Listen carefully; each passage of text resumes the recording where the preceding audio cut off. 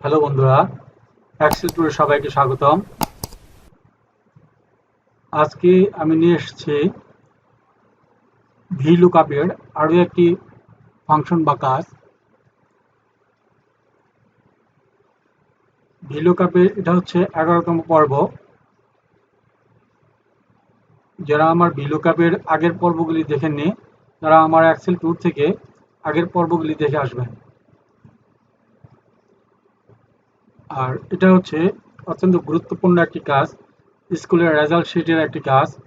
যেই কাজটি সাধারণভাবে ইফ ফাংশনের মাধ্যমে আমরা করে থাকি। আর এখানে আমি এই ইফ ফাংশনের কাজটি দেখাবো vlookup-এর মাধ্যমে কিভাবে খুব দ্রুত অল্প সময়ে অল্প লিখে আমরা এই মার্কসের গ্রেড পয়েন্টটি পেতে পারি। স্কুলের রেজাল্ট শিটের যে গ্রেড পয়েন্ট আছে, মার্কসের ভিত্তিতে গ্রেড পয়েন্ট আছে, সেই গ্রেড পয়েন্ট আমরা সাধারণত ইফ ফাংশনের মধ্যে বের করে থাকি। ইফ ফাংশন বা এই ফর্মুলার মাধ্যমে বের করে থাকি। আবার সেই ইফ ফর্মুলা বা ফাংশনটি অনেক ক্ষেত্রে দীর্ঘ একটি ফর্মুলা হয়ে দাঁড়ায়, কিন্তু vlookup-এর ক্ষেত্রে ফর্মুলাটা একেবারেই ছোট। খুব সংক্ষেপে এই vlookup ফর্মুলা ব্যবহার করে এই স্কুলের রেজাল্ট শিটের গ্রেড তৈরি করা যায়। আমরা এখানে আগের থেকেই এই স্কুল একটা রেজাল্ট শিটের উপর গ্রেড পয়েন্ট করে রেখেছি। যেমন এখানে আমাদের এই স্কুলের যে গ্রেড পয়েন্ট, যে মার্কসের উপর গ্রেড পয়েন্ট, এই হচ্ছে এই চার্ট। এই চার্টের ভিত্তিতে আমরা গ্রেড পয়েন্ট তৈরি করব এই টেবিল অ্যারের ভিত্তিতে। লুকআপ ভ্যালু হচ্ছে আমার এই মার্কস, আর টেবিল অ্যারে হচ্ছে এটা। এখানে আমরা 0 থেকে 33 এই রেজাল্ট, এই মার্কসের যে গ্রেডটা, এটা হবে 0 থেকে 32 পর্যন্ত পেলে সে ফেল করবে। আবার এখানে 33 থেকে 39 পেলে সি গ্রেড। আবার এখানে 40 থেকে 59 পর্যন্ত পেলে বি গ্রেড। আবার 60 থেকে 69 পেলে এ মাইনাস। 70 থেকে 79 পর্যন্ত পেলে এ। আর 80 থেকে বা 80-র উপরে পেলে এ প্লাস। আমরা এই টেবিল এর মাধ্যমে এখানে আমরা রেজাল্ট তৈরি করছি। আমরা এখানে দেখিয়েছি যেমন 45, কিন্তু 45-এ এখানে কোনো আমাদের রেজাল্ট শিটে কোনো মার্কস আমরা দেইনি, যে মার্কসের ভিত্তিতে সে বি পাবে। আমরা এখানে 40 দিয়ে বি দিছি, কিন্তু এই vlookup এই 40 থেকে 59 পর্যন্ত মার্কস পেলে এখানে বি দেখাবে। আমরা এটাকে যদি চেঞ্জ করে দিই, আমরা যদি 59ও করে দেই, তাহলে এটা হবে বি। কিন্তু যদি আমরা এটাকে 60 লিখি, তাহলে হবে এ মাইনাস।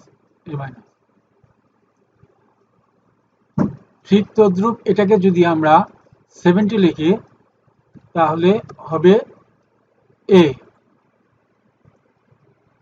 আবার এটাকে যদি আমরা 31 লিখি, তাহলে দেখাবে ফেল। বা এটাকে যদি আমরা 15 লিখি, তাও দেখাবে ফেল। আমাদের এই টেবিল এরি থেকে vlookup ক্যালকুলেশন করে এখানে রেজাল্টটাকে শো করেছে। তাহলে চলুন দেখি আমরা কিভাবে এটা তৈরি করা হয়, vlookup-এর মাধ্যমে কিভাবে গ্রেড পয়েন্ট তৈরি করতে হয়। বন্ধুরা, যারা আমার এক্সেল টুরে নতুন, তাদেরকে অনুরোধ করব সাবস্ক্রাইব করার জন্য, চ্যানেলটিকে সাবস্ক্রাইব করার জন্য, কমেন্টস করার জন্য, শেয়ার করার জন্য। আর যারা ইতিমধ্যেই সাবস্ক্রাইব করেছেন, কমেন্টস করেছেন, শেয়ার করেছেন, তাদেরকে জানাই ধন্যবাদ। তাহলে চলুন আমরা দেখি কিভাবে আমরা এই vlookup-এর মাধ্যমে একটি স্কুলের রেজাল্ট শিট তৈরি করতে পারি। এর পূর্বে এটাকে আমরা ডিলিট করে দিই।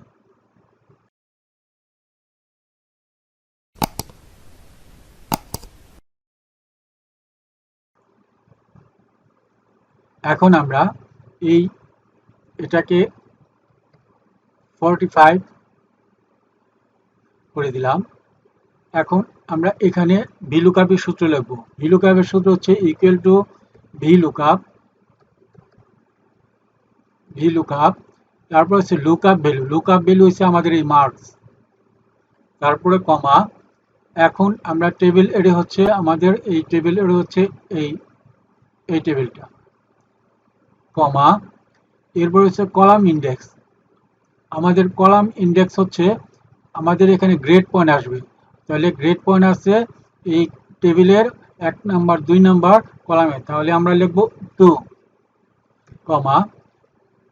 এটার মধ্যে আমরা ফলস বা জিরো লিখব না, কারণ এটা অ্যাপ্রক্সিমেট ম্যাচ লিখব।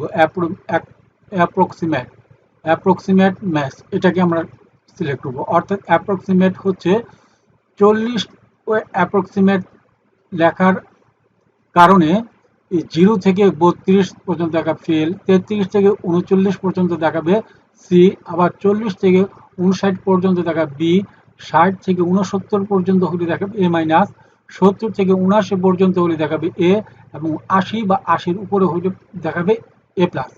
এই জন্য আমরা এই অ্যাপ্রক্সিমেট ম্যাচ এ ক্লিক করব, অথবা ট্রু, তারপর ব্র্যাকেট ক্লোজ করে এন্টার। তাহলে আমরা পেয়ে গেলাম বি 45 বি, কারণ এখানে 40 থেকে 59 পর্যন্ত বলা আছে বি, কারণ 60 হচ্ছে এ মাইনাস। এখন এটাকে আমরা কিভাবে ড্র্যাগ করব, বারবার এই ফর্মুলা না লিখে আমরা কিভাবে ড্র্যাগ করব, আমরা এখানে ক্লিক করব, ক্লিক করে এই টেবিল এরিয়াটাকে সিলেক্ট করব, অর্থাৎ সিলেক্ট করে আমরা F4 প্রেস করব। F4 প্রেস করলে এটা অ্যাবসলিউট বা লক হয়ে যাবে। এখন আমরা যদি এখানে ড্র্যাগ করি তাহলে আমাদের সমস্ত রেজাল্ট চলে আসবে, তাহলে সমস্ত এই মার্কসের রেজাল্ট চলে আসছে। আমাদের এখানে 70 দেখাচ্ছে এফ এ, কিন্তু 75 হইলেও এ দেখাচ্ছে, কারণ এটা 70 থেকে 79 পর্যন্ত এ অ্যাপ্রক্সিমেটের কারণে 70 থেকে 79 পর্যন্ত ধরে নিয়েছে এ। আবার অ্যাপ্রক্সিমেটের জন্য 0 থেকে 32 পর্যন্ত ধরে নিয়েছে ফেল। আবার অ্যাপ্রক্সিমেট ম্যাচের জন্য 33 থেকে 39 পর্যন্ত ধরে নিয়েছে সি। ঠিক এইভাবেই অ্যাপ্রক্সিমেটের কারণে এই রেজাল্ট শিট আমাদের ভিলুকাপের মাধ্যমে result sheet, result point, result grade তৈরি হলো, অর্থাৎ এই টেবিলের ভিত্তিতে। তাহলে আমরা দেখলাম কিভাবে ভিলুকাপের মাধ্যমে একটি স্কুলের রেজাল্ট শিট, রেজাল্ট মার্কসের উপর গ্রেড তৈরি করা যায়। ধন্যবাদ।